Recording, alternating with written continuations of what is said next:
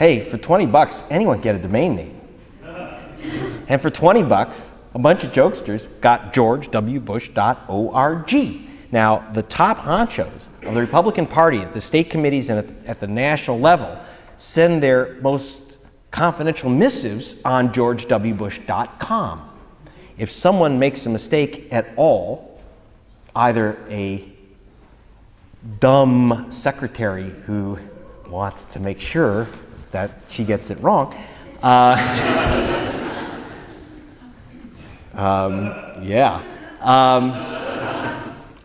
they have to do is mistakenly, as they did, put .org at the end of one address, and all those emails sucked down, 50, 70 emails sucked down into our computers.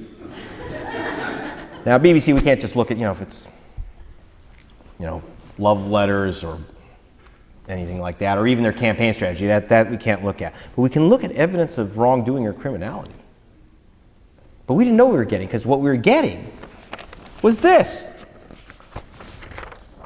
These lists. They were called caging lists. And all of the notes from the top guys, the head of research at the Republican National Committee, Brett Doster, the chairman of the Florida Republican Party, they're all sending back these notes back and forth. The top guys, here's a caging list, here's a caging list, here's another caging list, What is a caging list? And what were these names and addresses of voters? And why in the world would the very top guys of the Republican National Committee be dealing with what appeared to be clerical material? But what was it? So BBC said, go ask. So I flew down first to Washington. They slammed the door in my face. I flew to Florida, asked the chairman of the party there. I said, lose something? I don't want to keep it if it's yours. Oh, yeah, that's ours. I said, what is it? Donor lists.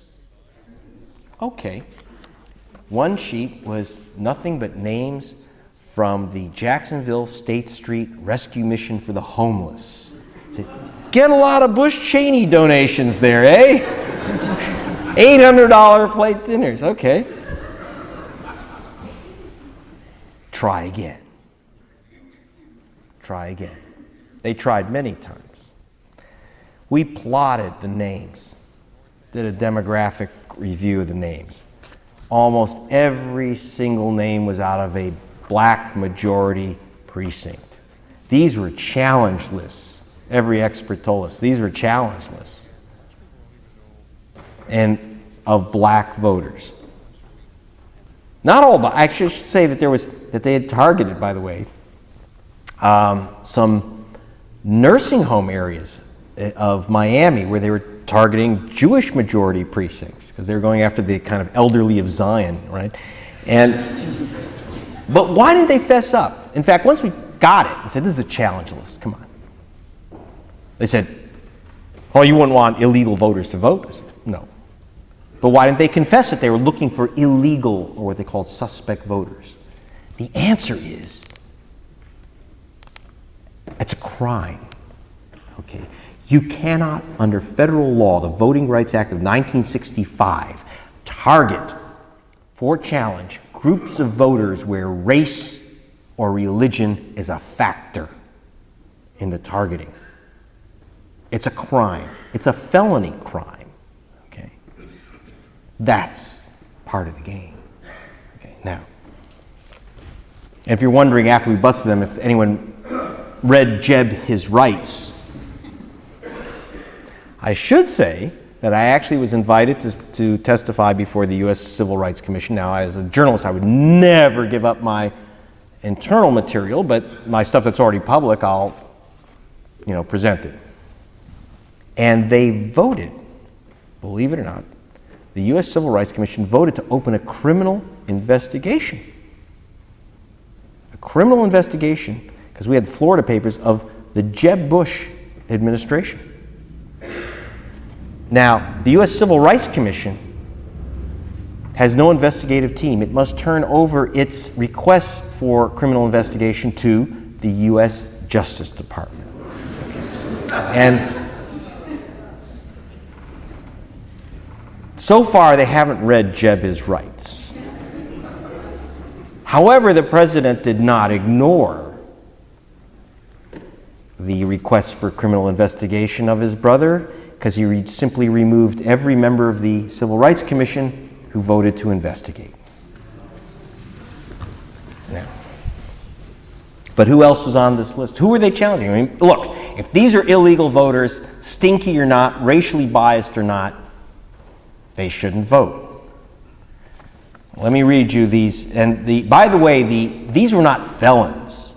These are people with suspect addresses. Okay, here's a suspect address. Let me just read you down from this sheet. Joseph Bentley, Naval Air Station, Jacksonville. David Barrow, Naval Air Station, Jacksonville. Artez Burney, Naval Air Station, Jacksonville. Every single name on this sheet and sheet after sheet after sheet were African American soldiers and sailors and airmen. They were targeting black soldiers. Okay. And how are they doing this? What's suspect about their address? The answer is that they were sending first-class letters to their registered home addresses where they were registered to vote. Letters that said, "Do not forward." We called one. We called many, but like one, Randy Prousa, for example. We spoke to his wife. He said, "Where's Randy? Is this his legal, real address?" She says, "Yes." I said, "Well, where is he?" He said, "Well, he's been shipped overseas by the president." When the letters went to their homes, it said, "Do not forward." Of course, they bounced back.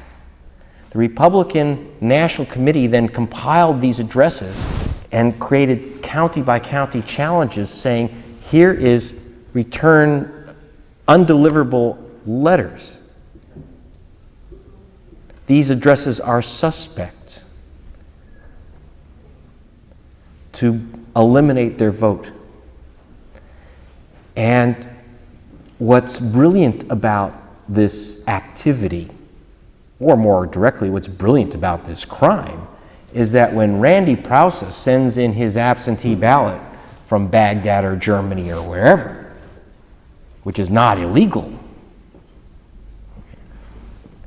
he doesn't know that his absentee ballot has been challenged and thrown in the garbage.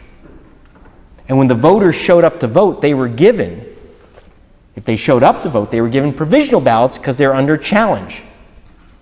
In Wisconsin, a swing state, they used blackberries filled with the challenge names.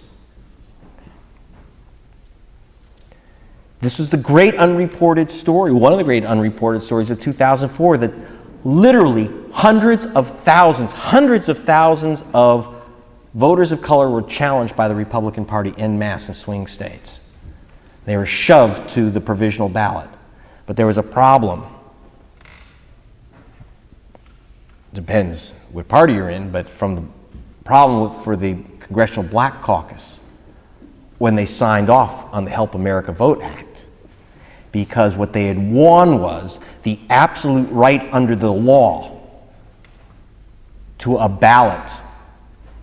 You have the right under HAVA to a ballot, but you have no right to have that ballot counted.